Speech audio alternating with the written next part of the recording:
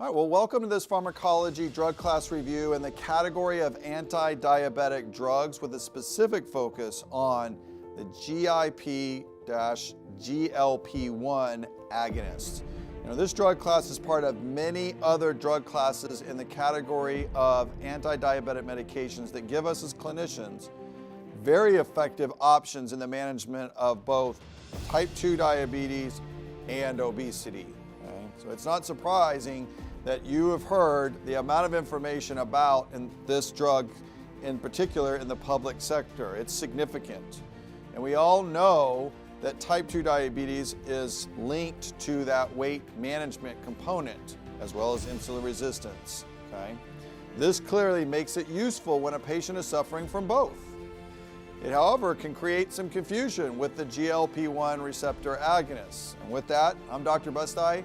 Thank you for joining me on This Is Why, a show dedicated to helping healthcare professionals understand the why behind the things that we do, including pharmacology, including the drugs that we use every day, because when we understand why we use them, it becomes easier on how we manage patients, because mechanisms start to predict those therapeutic effects, side effects, monitoring parameters, and counseling points. So as with all of my drug class reviews, we cover core content. I don't know where you're at in your level of training and experience. Everybody's different. So this is, for those of you that are experts, there's no insult, I'm trying to insult your intelligence here, okay? Just need to make sure that we're all on the same page and understand, where does this drug fit? And I've already kind of alluded to that in the introduction. So we're gonna hit the agents, common uses, indications, net benefit, dive a little bit deeper into that pharmacology, pharmacokinetic considerations, and then we'll kind of transition a little bit more to clinical pearls, some that I'll allude to along the way. All right, so with that, let's jump into our agents. There's only one. Now, I chose to split this up after consulting with other endocrine experts and people who do this more than I do. And I see these drugs a lot, even in the emergency department. Obviously, I'm not using them, implementing. I see the effects of it, right? And so I've consulted them, and they prefer to list it and keep it in this bucket where we have the combination of a glucose-dependent insulinotropic peptide, GIP, combined with this effect of glucagon-like peptide 1 agonist activity, that's tirzepatide. Now, we do know that the indications and uses of the drug do vary based on the formulation. And that matters from an insurance drug class perspective when you're trying to, formularies and issues that you need to know about. So let's look at those. So you can see that we have two formulations with two different indications, one for diabetes, one for chronic weight management. And as it relates to weight management, you've got some criteria that you need to meet. The first is that your BMI either has to be above 30 already, or if you're between 27 and 29, basically, BMI, you have to have at least one weight-related comorbidity, something like dyslipidemia, cardiovascular disease, hypertension, patients with obstructive sleep apnea, or type 2 diabetes. And I only share that with you because when you're prescribing these medications, in order for them to get approved and dispensed, many times we have to provide the diagnostic code, right, to link it to the formulation. Sometimes those insurance programs require that. So it's just some nuance that you just need to keep in the back of your mind. All right, now we're going to pivot over to the net benefit of the drug and the drug class as a whole. So these drugs work with a high degree of efficacy with glucose and also low risk for hypoglycemia without contributing to the progression of type 2 diabetes. I mean, one of the biggest problems when you look at the history of this disease and the drugs that we were used historically to treat them is that when you have drugs that act like secretagogues, sulfonylureas in particular, meglitinides, they were, yes, studied, had evidence, that's what we had. But we knew that the disease progressed because of that beta cell burnout. Drugs like this, drugs like the DPP-4 inhibitors, the SGLT2 inhibitors, metformin, all those drugs have moved us away from not only non-insulin options, but also non-secretagogue options. And that's why it's not contributing to the disease progression. In fact, it may be also treating the underlying problems, because patients can have meaningful weight loss, which we know in type 2 diabetes with metabolic syndrome and or insulin resistance is a problem. And when they get these A1C reductions with weight loss, remember, we're not facilitating beta cell burnout, so the A1C reductions, just like with GLP-1s, are sustained. That means they drop and they stay. Whereas if you look at the history back in the day of sulfonylureas, they would drop and then they would rise back up slowly because the beta cells were burning out, right? And so sometimes people get these classes confused, but that's the reality. That's how these drugs work. That's its net benefits. There's a lot of things going on here. The other thing here is the way it's administered. Yes, some of these drugs are forming in this groups with these incretins in oral dosage formulations because people just don't want to give themselves an injection. But having a once-a-week injection gives them the freedom than daily administration. The downside is if you're having a bad day, a bad side effect from that medicine, and you've injected it, you're stuck with it, right? And that's where I see it when they go bad, and sometimes have to come back into the hospital multiple times. Okay, now we're going to pivot over to the pharmacology, dive a little bit into mechanisms, and then we'll kind of move into that pathway towards the clinical application. So incretins, all right? So remember the DPP-4 inhibitors that came a little bit before this, and then around that time of the GLP-1s, there's sort of this movement towards this. DPP-4s affect the enzyme that would break some of these incretins down. These are like, this drug is giving them the incretins at much higher concentration. So we have an increase in glucose-dependent insulin secretion. So that's important, glucose-dependent. Right? So it's not just doing it on its own independently. That would increase the risk of hypoglycemia. So this type of mechanism, being glucose-dependent insulin secretion, helps to mitigate or reduce the risk of hypoglycemia. There's also a decrease in glucagon secretion that can raise that fasting blood sugar higher, and then it delays gastric emptying. Now the DPP-4s inhibitors didn't really raise that level that high enough to be able to do that at the same degree, but it's a much lower amount, right? So this has modified that. It's expanded it. And so anything that affects, especially gastric emptying, is going to facilitate some weight loss, right? Because people get full quicker, or they'll get nauseous, and then they still don't want to eat, and so they just don't eat. And so when you reduce caloric intake, guess what? You lose weight. So that's a good thing. And then as you lose weight, the other medicines become more effective that you're using. Sometimes people even have to get off blood pressure medicines, right? It's that effective.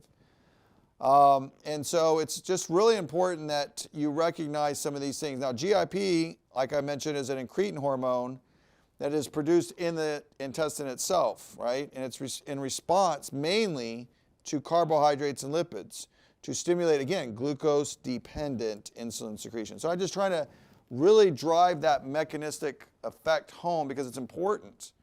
That translates into the why these patients don't typically experience significant hypoglycemia, okay? Now, GIP has dual functions as it relates to glucagon. So it's glucagonotropic in normal and hypoglycemic patients, okay? And it's gluconic static in hyperglycemic. So we're not going to increase glucagon release, basically, or function when you already have hyperglycemia. That would make it worse, right? We don't want that. We want a static effect. And so that's just a kind of an important, it's glucose-mediated influence of its effect, okay? Remember, these are endogenous. That means we make them. We already are present. We just change the concentrations of them with DPP-4 inhibitors and these drugs like this, right? So overall, we reduce food intake, we increase expenditure of energy, and that adds to the effects of the GLP-1 itself. So you get these dual mechanistic effects, and that is part of the reason of the more profound weight loss at some level, okay? Now, people have tried to split hairs between these drugs compared to the GLP-1s, and there is evolution of information starting to come out, trying to, which one is better. At the end of the day, you know, clinically, I mean, it's good discussions. I'm not minimizing that.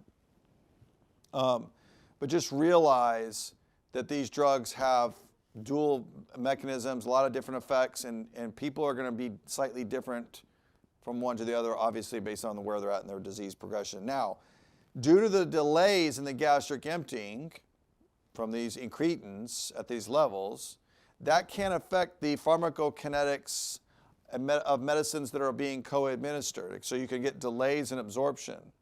Now that may or may not matter, okay? But just keep that in mind, especially if patients are on narrow therapeutic index drugs, right? And so it's advisable to separate out the medications in that situation. Now, tirzepatide is highly protein bound. That means it's not free, and so it sticks around for a lot longer, has a long half-life, and that's what allows us in part to be able to administer on a weekly basis.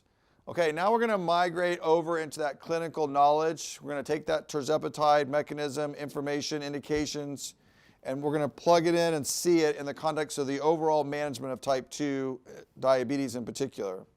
So I've got a series of tables that are all available for you for free at thisiswhy.health.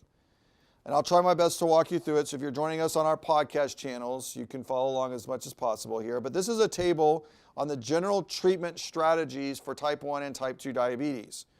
And just as a high level, it's not meant to be exhaustive. It's not meant to be inclusive of every decision you make. It's the generic high level, right? So type 1 patients and type 2 patients must all be considered for medical nutrition therapy exercise. Type 1, they don't have beta cells with functioning insulin, so you got to give it back to them, okay? And then plus or minus pramlintide for people that want that tight, tailored control of their A1C and a little bit of weight loss, okay? Type 2 patients, there's monotherapy, and we're predominantly using monotherapy or combination therapy that are non-insulin based treatments. That's that first bullet here. Monotherapy or combination non-insulin. Remember, insulin is going to increase weight gain in most cases. It's very effective. Gets your A1C, gets your glucose under control. But you're going to gain weight with that, okay? If that doesn't work, then you add insulin. Usually a long-acting or a basal insulin is added to the regimen. And then you add on, from there, the short-acting or rapid-acting, and you start to migrate away from some of those when patients just are not getting themselves to goal, and you don't want to wait a year to do that, okay? Don't forget to treat the other comorbidities like thyroid disease. Now, that's the big picture. Now, when it comes to where does this drug class, and tirzepatide, where does it fit in the arsenal of all the anti-diabetic meds? So remember, there's two sort of buckets. There's the secretagogues that are non-insulin agents, and then there are the non-secretagogue, non-insulin agents. So the secretagogues, remember, are going to facilitate, encourage that beta islet cell to push out and release insulin. They're going to facilitate beta cell burnout and the progression of the disease as a result, because it's just constant pounding, all right? Meglitinides, sulfonylureas, right? Sulfonylureas being things like glipizide, glyburide, those agents. The old first generation agents aren't used anymore. Then we have our non-insulin, non-secretagogues, and that's where this drug fits. And there's a lot of them here, okay? And that tells you something, that we've moved away from the secretagogues, and really the primary focus in the overall management of patients is to not worsen their disease with secretagogues, but to do other things and try to get to the underlying causes of the disease. And that's where the GLP-1s and GIP combos really have been useful at directing it at the target of the underlying disease, even more so than TZDs when they first came out, thought they were going to treat the underlying pathophysiology of type 2 diabetes. Didn't end up panning out. Interesting, very cool mechanism, but didn't pan out that way. So our GIP GLP-1 agonist here, tirzepatide, is here, right? So remember, you got that dual effect, creating that synergy a little bit on that augmentation of that glucose-dependent effects that facilitate weight loss and sustained A1C reductions. And that's where it fits. And again, I think it's helpful if you like tables like this. If you don't, fine. But I always learn things in the context of, especially when you have this many sort of subclasses inside of a large category, how do they work differently? How do they work the same? How do they share things? Why would I pick one over the other? That's the pharmacotherapy decisions that you need to get yourself to if you're not there already. Obviously, some of you are more of an expert in this topic than I am, but that's okay. The idea here is to understand the drug and the drug class and largely how it's used in most patients, and the general nuances start to split hairs on very difficult to treat cases in most cases. Now, this last table here is about comorbidities. What drugs to use, what drugs to avoid based on someone's comorbidities in their list of past medical history and problems that they have. We should consider those because some of these drugs should be used, encouraged, pushed up front if they have a comorbidity because of its other benefits somewhere else. So if you can treat one disease and you can treat another one, man, do that. Okay? So the middle column represents drugs that we should consider, and the far right column represents drugs that we should use with caution or just flat out avoid. So let's talk about GIP and GLPs a little bit kind of together since they share some of that. So where would we consider it? Like, we want to try to use these if you have this problem. Well, obesity and overweight is the obvious, duh. That was an indication of use, right? You see that both of those are listed here, okay? Patients who have renal impairment, okay? These drugs may be beneficial in those patients as well. You see over here, heart failure. Again, the SGLT2 inhibitors are probably going to be they're more beneficial, especially with fluid overload problems, but GLP is in that group. So you're seeing a trend here. These are pretty big comorbidities that a lot of patients with diabetes end up having. Coronary artery disease and atherosclerotic vascular disease. I mean, these are huge, and they're evidence-based, and so that's very relevant to keep in the back of your mind when you're managing patients with complex medical conditions where one patient's slightly different than the other. Now, where would we want to try to avoid them? Okay, and if you see over here, you see gastroparesis is one of them. We're delaying gastric emptying with these drugs, which is part of the reason they get nauseous and they can start having vomiting. If you block the bowel up enough, slow it down you get the frozen bowel syndrome. These patients come in violently vomiting, and it's not like I can just turn the intestine back on, especially when they've injected it and it's staying around for a week, right? So GLP-1 receptor agonist and gastroparesis would be something to worry about. Pancreatitis, we see this also with the DPP-4s. Okay, you see them listed here because of their effect on the incretins. So those seem to share that effect. And then this is really important right here. In the thyroid gland, the medullary C cell tumor risk in patients with MEN2 or MTC histories, family histories.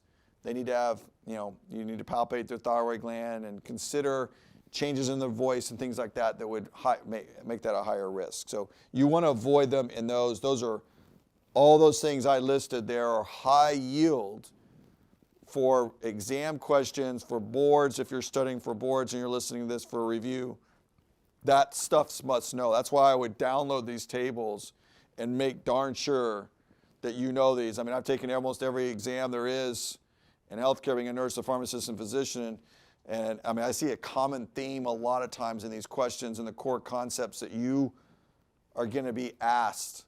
So make sure you know this fundamental core knowledge before you walk into any exam. So we talked a little bit about gastroparesis and other severe GI disorders. Remember, who is at risk for gastroparesis? Patients with diabetes. Any nerve damage affects the influence of the peristaltic movement and emptying of that gastrointestinal tract. And that's why at high doses you can cause it to decrease so much that it just freezes. There's no peristaltic movement. And these patients come in the most uncomfortable amount of vomiting that is you can't even imagine. Many times I have to move to sometimes even IV benzodiazepines like Ativan to just get them to calm down. Zofran never works. I'd say it doesn't work very well. I've even implemented drugs like metoclopramide or Reglan, which are prokinetics, and the idea of trying to treat the nausea, vomiting, but also trying to kickstart a little bit of the forward movement. And I've had some success with that. But this is a big deal, especially when people take too much, they titrate too fast, those kind of things. Now, the hypoglycemic risk is low. I think I talked about that because of the glucose-dependent effects.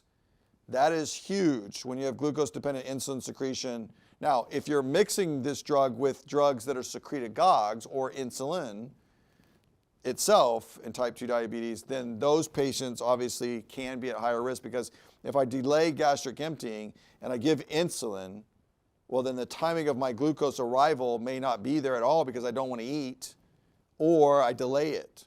So that's where you would, like in amylin analogs, pramlintide, you have to do the same thing. You have to drop these patients' insulin doses when you start pramlintide or start drugs like this, because you are going to increase the risk of missing the availability or decreasing the availability of glucose at the time that drugs that are also being administered are expecting it to be there, because you have caused nausea or you caused increased satiety where you don't want to eat, and you now are nauseous or vomiting, and now you're not eating, and so the calories don't, and the glucose doesn't show up.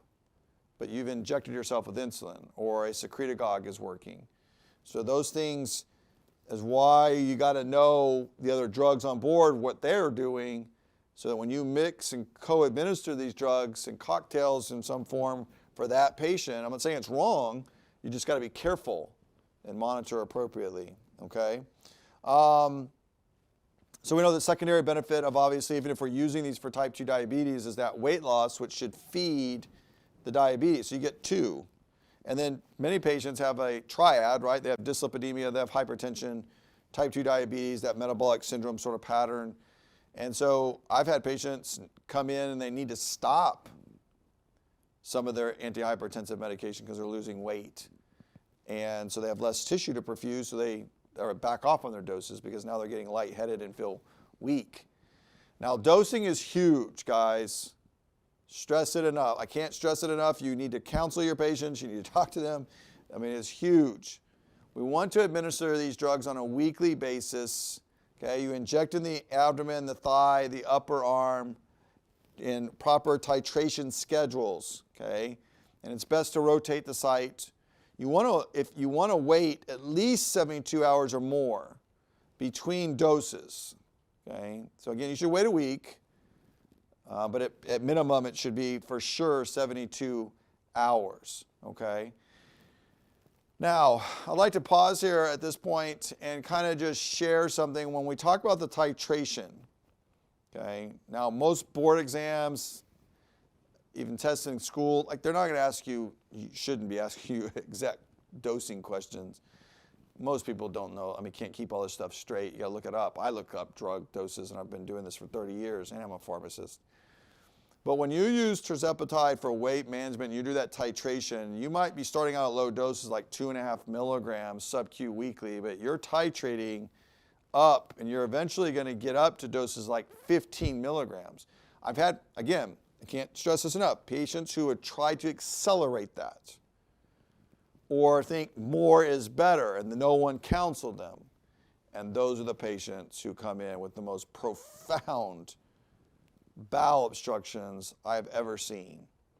And they never go back on the drug because it's such a miserable experience, okay? Even though they could, they just need to be counseled on appropriate titration. So it's important to recognize that those things are being titrated every 4 weeks, so that you don't overcompensate. You let your body acclimate to it, and also then you adjust your dietary intake. Anyway, I want to make sure that I covered that for you. Now, black box warnings. That goes back to that risk of the cancer, the thyroid C-cell tumors that were found in animal studies.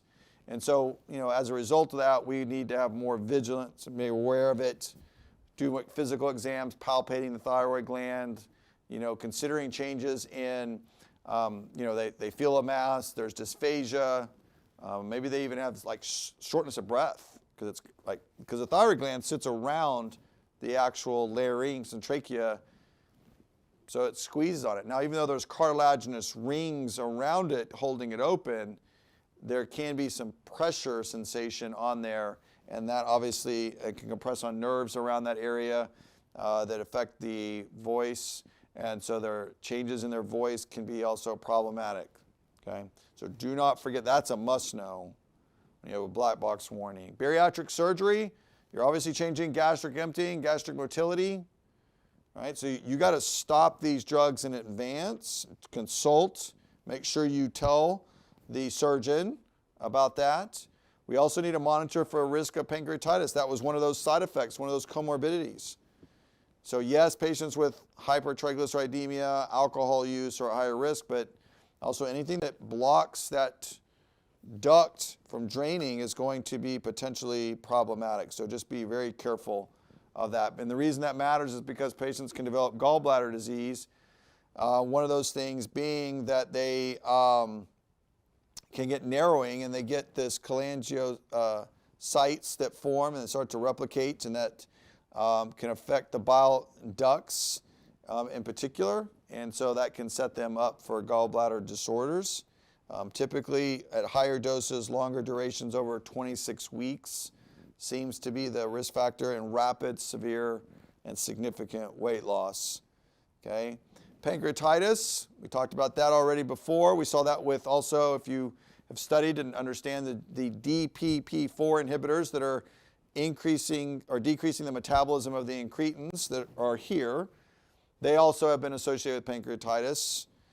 So patients with hypertriglyceridemia, patients with cholelithiasis, patients who have alcohol abuse, or all those things that would already be known to cause pancreatitis to be something that you would need to worry about. As it relates to drug interactions, as you relate decreased gastric emptying, just remember you're going to delay the onset of the overall absorption. Okay, that may influence the bioavailability overall, and then the overall effectiveness, especially with oral contraceptions. Okay. Monitoring A1C at baseline, then every 3 to 6 months. We do not want to wait and sit around waiting them to get to goal. All right. Comprehensive metabolic profile, CMP, is really looking at things like your liver enzymes, renal function, just to keep other organs monitored. Patients with diabetes can develop fatty liver disease, obviously have kidney disease. We don't want to neglect that, ignore that. Thyroid assessments, especially if they have changes in their voice, sensations in their soft tissue of their neck. All right, so guys, the GIP GLP-1 is tirzepatide, used for type 2 diabetes as an adjunct to diet and exercise. Remember, there's 2 different formulations, one for diabetes, one for weight management. There's very strict criteria on the weight management side. Many of the insurance companies are going to require you to do that. We are infecting the incretins, and that's affecting our GI tract as well as also our, caloric intake because of being full quicker and our desire to eat. Appetite has changed, so that allows us to lose weight, which improves our diabetes management. Side effect, obviously, with gastroparesis, we can develop nausea, vomiting. If you get a frozen bowel, you get some bowel obstruction. The risk of hypoglycemia is low, so that's good, right? So high efficacy, sustained A1Cs, we're not progressing the disease, right? We just have to be careful with certain patients with certain kind of thyroid cancers or family histories. Pancreatitis, those would be some small issues that you need to be aware of. And then lastly, make sure you counsel your patients about the titration and to take it serious, and do not think like a lot of people do that more is better. It's not. So anyway, guys, I hope that you found this to be helpful in understanding the context of using this drug class and the other anti-diabetic drugs and the management of patients with type 2 diabetes. Please join me on the YouTube channel, subscribe. Also, head over to thisiswhy.health. We welcome you there. You can get the downloads for free, collections, playlists that are not found on YouTube or the podcast channels. We try to organize things in a way that allows it to be user-friendly for you. It's also an opportunity where you can reach out to me and ask questions if you have topics or things that you're interested in, or even just general feedback. Always appreciate that. We learn from each other. So thank you. I'm Dr. Busti. I'm glad to have joined with you. Never stop learning, guys. Thanks for investing in your knowledge base and learning the why, because that's what makes how to manage patients easier. When you understand what you're doing and why you're doing it, you're more likely to apply information, apply it correctly to the right patient, the right clinical scenario for that patient's benefit. And that's a very rewarding thing to be able to do when they're depending on us. So thanks again. We'll see you next time.